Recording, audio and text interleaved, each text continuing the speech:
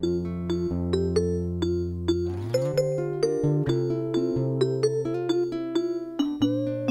guys, what's up? My name is Pat and today I will be discussing The Giver by Lois Lowry. I read this book for two reasons. One is because everyone else read it when they were in middle school, and the second reason is because the movie is coming out in a few months. And I want to be a tool bag who has serious cinematic opinions. So I really enjoyed reading this book. I burned through it in about 2 days. And you know, it's totally not because the language is super easy to understand. The way that the community functions in The Giver actually reminded me a lot of the way that the community functions in Divergent. Everyone has a certain place in the society, and if you don't have a place, you're kicked out, or released, as they say. When I started the book, I didn't know that the whole thing was in black and white. And then when The Giver started talking about the absence of color, I was like, oh, that's why it's black and white in the trailer! I think the whole process of exchanging memories between the giver and the receiver is really interesting and also kind of sad. I mean, the giver's whole life is dedicated to maintaining the memories of the world. And by giving these memories to Jonah, he's basically giving him his whole life. He teaches Jonah what colors are by sharing memories with color with Jonah. But by doing this, he eventually loses all sense of what colors are. Because he gives all his memories with color to Jonah. Every instance of happiness and sadness is given to the receiver from the giver. Hence the name, The Giver. And so after this whole process, the giver's kind of left with no semblance of memory other than, you know, like, sitting in his room all day. Plot twist, all Tumblr users are actually givers. This book is so frustratingly short. It's not even 200 pages long. There was so much in this book that could have been further explained or further explored. Like, the process of how the selection of the receiver is done isn't really explained all that well. I understand the receivers are selected because they have the sight, but why do they have the sight? What causes them to have this sight? Is it because they have light-colored eyes and everyone else has dark eyes? I mean, Jonah was only able to exchange memories with people who also had light eyes. He was only able to receive memories from the giver, and then he was only able to give memories to Gabriel. Is it a light-eyed thing? Is it a genetic thing? Like, what is it? What? Please, I want to know! I wanna know! Can you show me?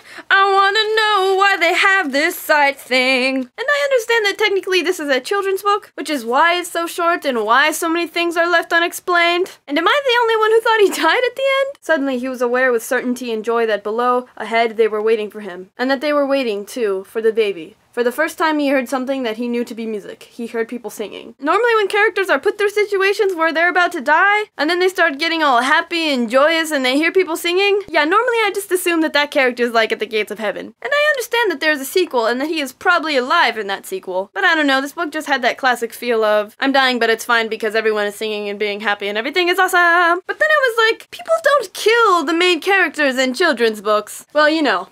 Normally. I was also reminded a lot of Brave New World when I was reading The Giver. In both books, people sacrifice individuality to maintain stability within their community. They sacrifice all emotions, including the positive ones, just to avoid experiencing the negative ones. The people's obsession with precision also interested me a lot. Like when the teachers tell the kids that they are not starving because no one ever starves in the community, and the proper emotion that they are feeling is just hunger. This precision effectively eliminates certain emotions. By telling people that they can't feel certain emotions or that they're not feeling certain emotions, the people just don't feel those emotions. Jonah doesn't understand the depths of starvation until he's actually in the forest and suffering from starvation. But he also feels like he can't explain emotions like love to his family and friends. The people in this community consider love to be a very vague concept. They render it obsolete with their more precise words of, I enjoy you, or I care for you. Human emotions in this book are just devalued as the actual humans. When people aren't given a job, they're killed! When there are twin babies, one is killed! This book, I think, can explain to many middle schoolers the level of sacrifice a community must make in order to maintain stability. One must question whether they value security over their humanness. The community sacrifices color so that no one feels different. Because as history has proven, difference often leads to alienation. The thing about these utopian societies is that you have to sacrifice everything that makes you a human in order to be a member of them. Which is why the word utopia literally means no one. Because you know, no one wants to give up their humanness. Another great lesson that I think this book offers is that you should share your emotions with others. Both positive and negative emotions. If you well up all your negative emotions, you may not be able to function. If you well up all your positive emotions, people may never know how you feel about them. This book also shows why sharing your emotions and memories helps you empathize with others. The part of me that has serious literary opinions gives this book a 9.5 out of 10. I'll see you guys next time when I will be reviewing The Secret Life of Bees by Sue Monk Kidd. Keep reading, my friends.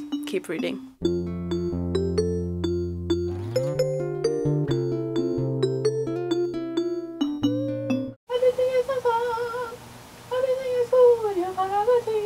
Everything is awesome! Ah, frick. frickety frickety frack flip frack. Where are you, Giving Tree? Are you dead? Did you get turned into a book? Is that what happened? And I know that he thinks I'm unfaithful and it kills me inside. What?